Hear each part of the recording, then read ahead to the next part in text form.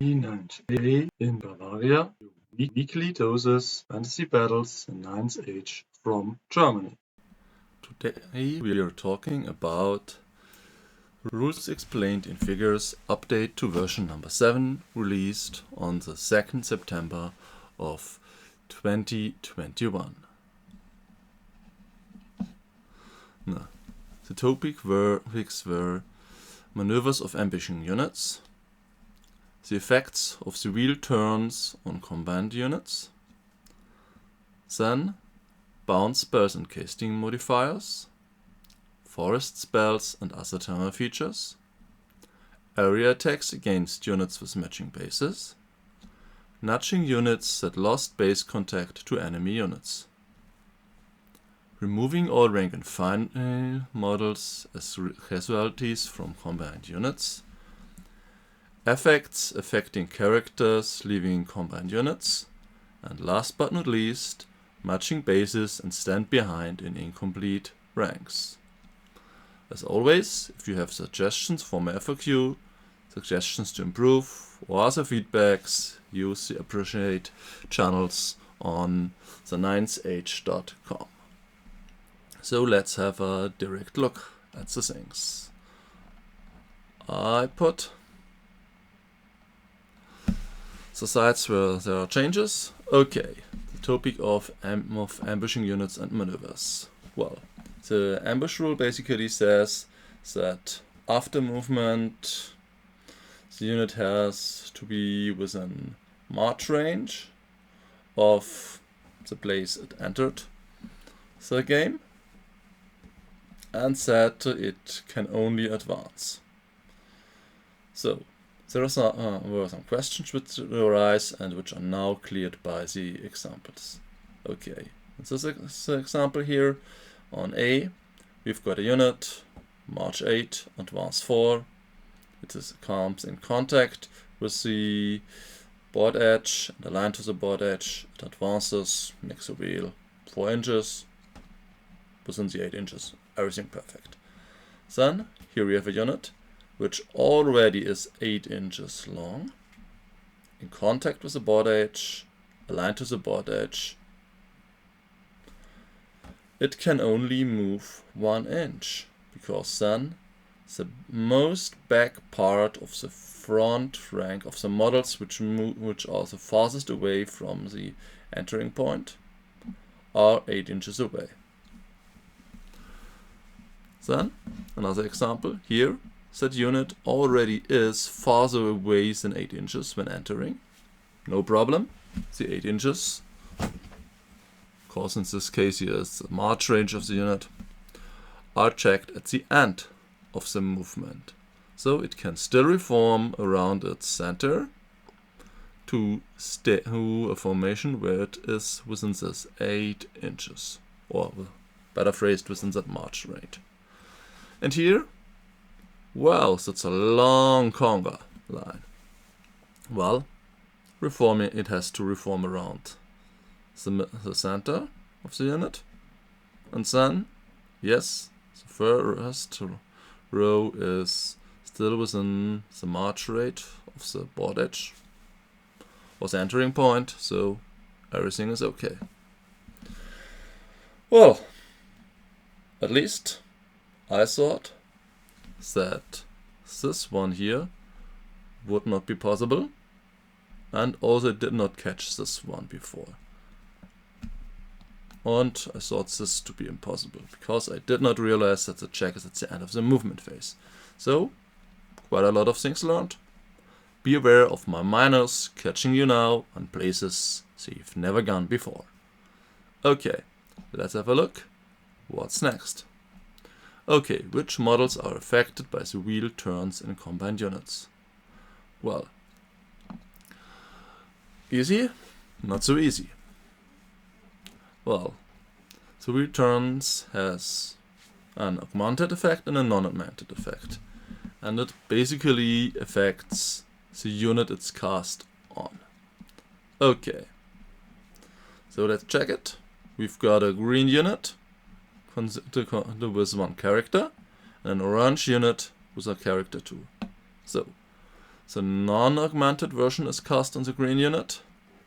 Now, all rank and file models in the green unit, so all models buttons without the character, now hit and wound all models in the orange unit on 4+.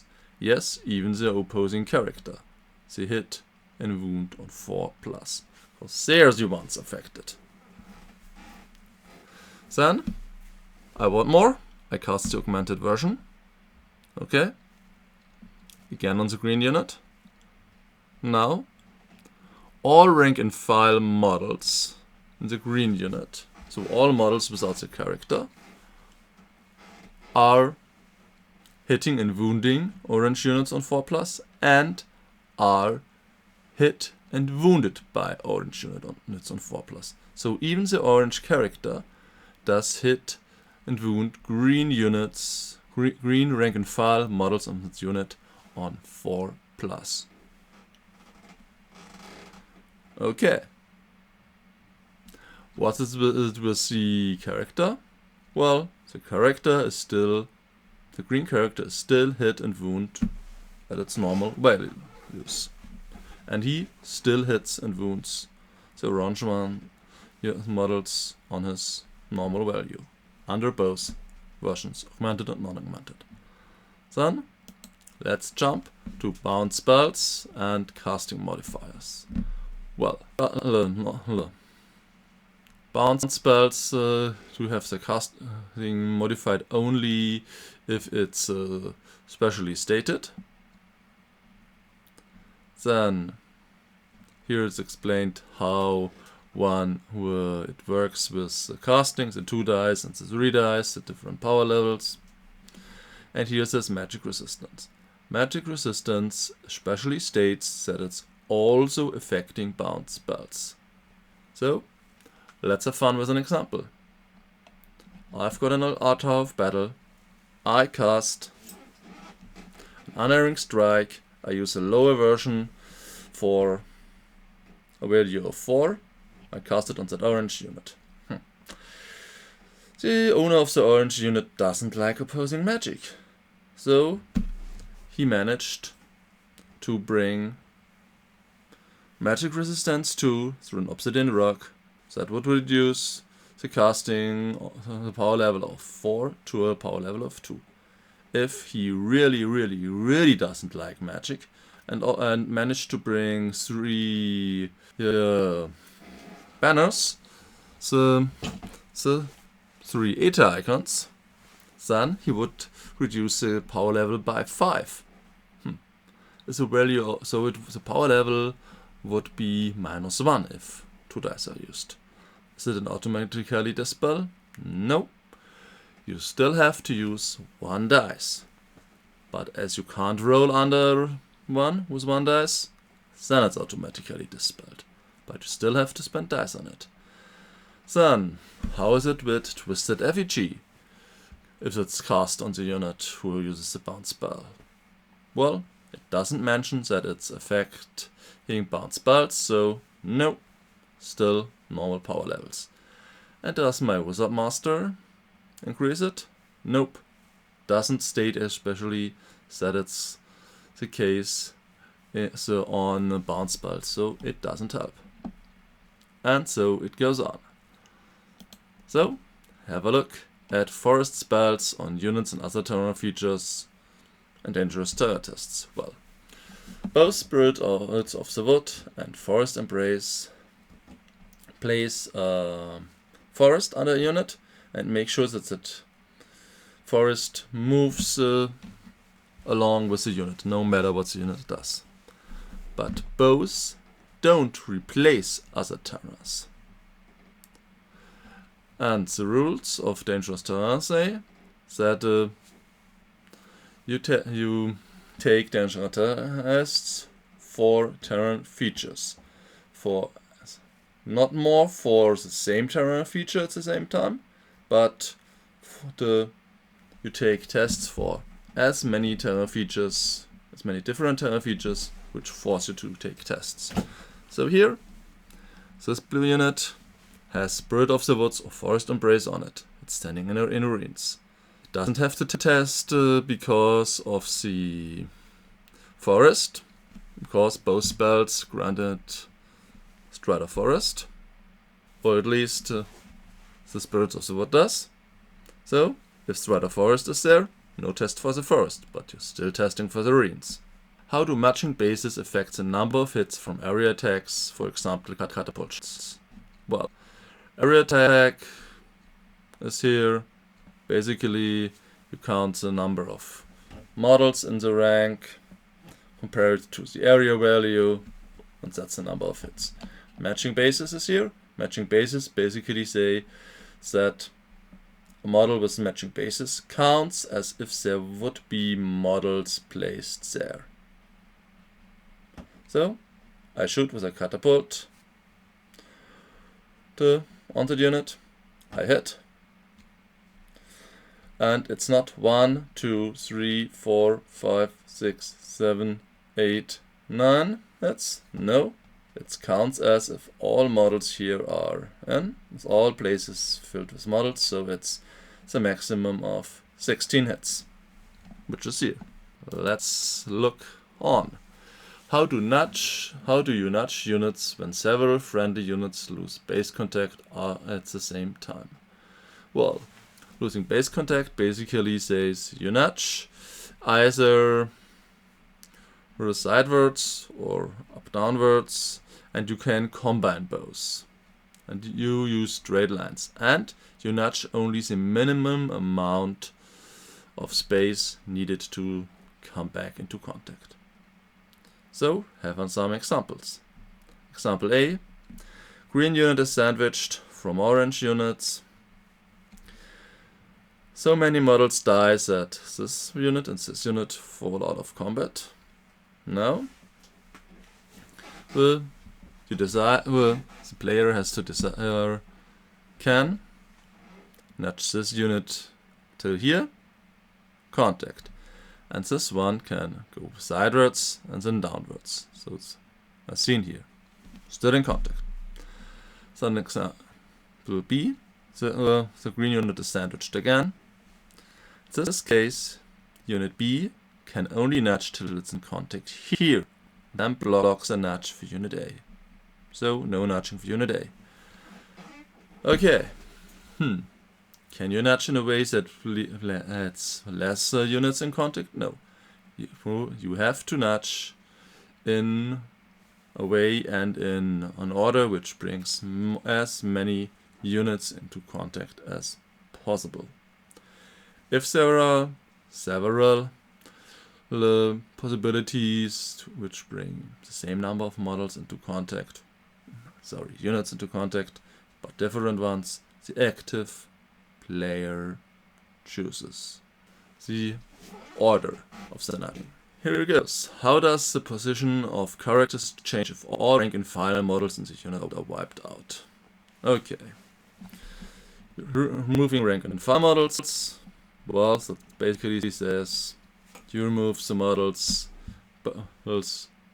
as equal as possible from both sides. So if you're in the last rank, if there's only one rank left, for a course that is only applied in the same batch. So if I kill 3 models per sheeting and then later 1 model, the first I have the 1, and then I choose from which side the third one is, and then the next killing I can choose freely again.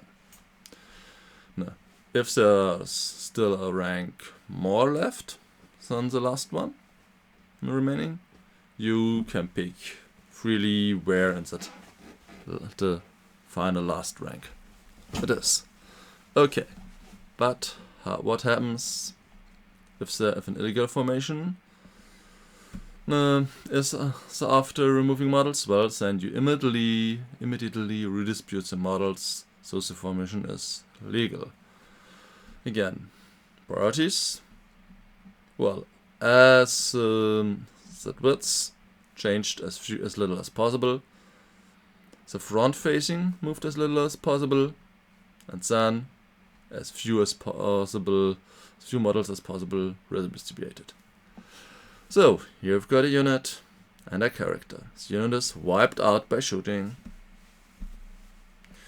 Then there are two possible ways to remove my 9 models. The removal of the models in the second rank doesn't really matter for the final position of the character. But then you can either start removing from the right side. So you remove this model, the character jumps to here, then you remove this. Then you remove this model, the character is moved to here, then you remove this model, standing here. Or you start removing from the left. So remove this model, nothing happens. You remove this model, character moves from here to here. You remove this model, nothing happens. You remove this model, the character is alone, he stays here. So there are two possible ways which basically result in a small position difference. Small, but it can be valued. What effects continue after characters leave combined units? Well, the rule basically says that unless stated otherwise, the effects stay here till the end of the phase the character left the unit. And on turn spells say that they affect even the units which separated until the spell ends. So let's make an example. Here we've got a green unit with a character and an evil eye cast on it. And here's an orange unit in the greens. The green unit has a stalker standard. My character charges out. Well, during this phase, he still retains the use of the Strider banner, so he still has the Rider, doesn't take dangerous terrain tests when moving here in. If the orange units beat him up and make him free out again, at that time later he would have to test, because then he doesn't have the effects of the Strider banner anymore. What is it with the evil eye? Well, he's still affected from the evil eye in that combat. There's still one more to go. Where can models on bigger matching bases be placed in incomplete ranks? Matching bases say that you are allowed to have more than one incomplete rank if all incomplete ranks are after the first one are consisting entirely of models with matching bases. And stand behind says that if you've got stand behind, well, you can basically place yourself anywhere in the unit. Okay, so example A, Temple Guard, Quirtle, yeah. Rank complete, last rank incomplete, everything okay. Example B, first rank complete, second complete, 2 incomplete ranks. Does that work? Yes. Each one of them after the first incomplete one is consisting only of the Quirtle and matching bases. It works. Here, 1 complete rank, 1 incomplete rank, 2 ranks Quirtle. Well, each incomplete rank after the first incomplete, after this one, has only the Quirtle, so it works. Here again, 1 full rank and a Quirtle behind with 2 incomplete ranks. First incomplete rank is the Quirtle. Second incomplete rank is the Quirtle too, so everything is okay. Oh, here someone did seriously invest in Quirtles. Bought 2 of them. First rank, complete. First incomplete rank, okay. No rules apply for it. Second incomplete rank, only the Quirtle. Third incomplete rank, only a Quirtle. Fourth incomplete rank, only a Quirtle. So yes, it works. Well, for me, exactly this case, the matching bases, the ambushing moves, and the possibilities of the nudging, the order and some moves resulting from it were new. So at least I learned something. I hope you enjoyed this episode. Till next week. Bye! If you enjoyed this episode, please recommend it to your friends. Give us a like, subscribe to the channel. Feedback, suggestions, proposals of topics make us able better meet your needs and wants. So feel free to comment. Till next time, bye!